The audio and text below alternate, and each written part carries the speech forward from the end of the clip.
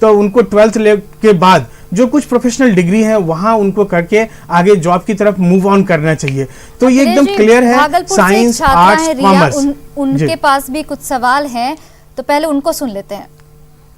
जी, class 10 में इसका पास की 65% से, और मैं आगे कॉमर्स लेना चाहती हूँ और बैंकिंग का तैयारी करना चाहती हूँ। तो इससे मतलब मुझे आगे क्या करना होगा इसके लिए, बैंकिंग का तैयारी करने के लिए। अनु जी, मैं आपके पास आना चाहूंगी। देखिए, ये बच्ची कॉमर्स लेना चाहती है और आगे बैंकिंग की तैयारी करना चाहती है, तो उसको किस कोर्स में चुनाव करना चाहिए, किस कॉलेज का चुनाव करना चाहिए इसे लेकर? मैम, अगर वो बैंकिंग की तरफ आगे बढ़ना चाहती है तो उसे बीकॉम करना चाहिए, ठीक है, 12th पास है वो, या वो बीबीए कर सकती हैं, क्योंकि फ्यूचर में अगर वो एमबीए इन फाइनेंस करती हैं तो उनको बैंकिंग में आने के बाद भी बहुत सुविधाएं मिलेंगी।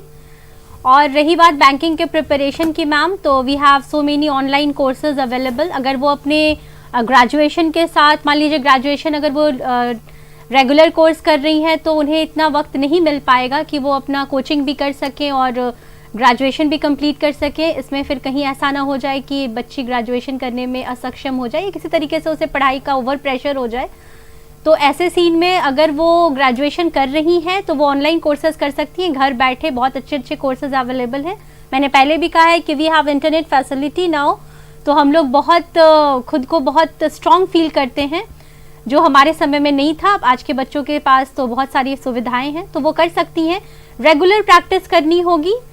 अगर आप बैंकिंग के साथ जुड़ना चाहती हैं तो गेट रेडी कि आपको बहुत प्रैक्टिस करनी होगी और फोकस्ड होना होगा किसी भी एग्जामिनेशन के लिए, नॉट ओनली फॉर बैंकिंग, किसी भी एग्जामिनेशन के लिए focus is very important.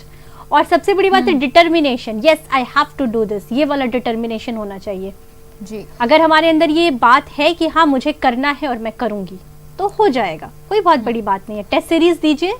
Anu ji, college में एडमिशन ले लीजिए, वो भी जुड़ी हुई हैं और वो भी कुछ सवाल पूछना चाहती हैं करियर को लेकर, पहले उनको सुन लेते हैं एक बार। जी, अभी 12th क्वालिफाई किया है, तो इस बार तो एग्ज़ाम हुआ नहीं, तो कुछ किसी बेसिस पे रिजल्ट है, हम लोग का प्रिपरेशन भी अधूरा रह गया।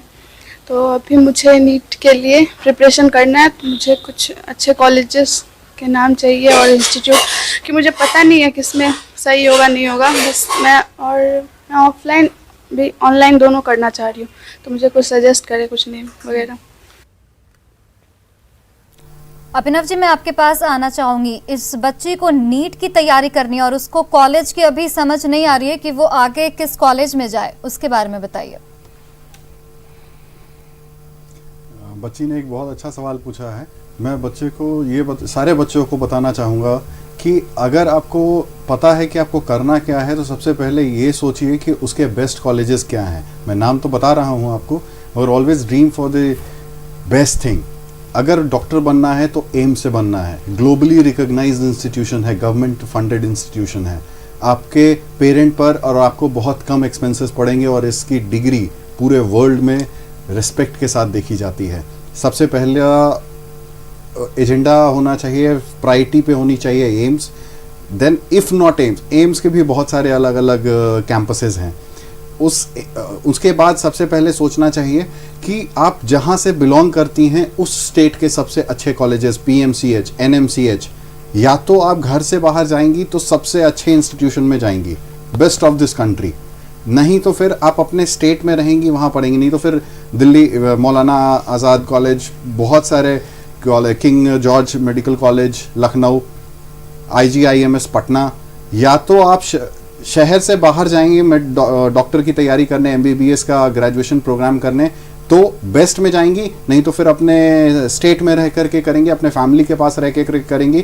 फैमिली का साथ जब बच्चों को मिलता है उनके पढ़ाई के दौरान, उनका करियर अच्छा बनेगा, इसकी गारंटी है। आप कंपटीशन क्रैक करने की बात करें, आप ऑलरेडी क्रैक कर चुके हैं, आप डॉक्टर बनने की बात करें, हमेशा ध्यान रखिए पेरेंट्स का अगर आपके साथ सपोर्ट है, इससे अच्छी बात कोई नहीं हो सकती।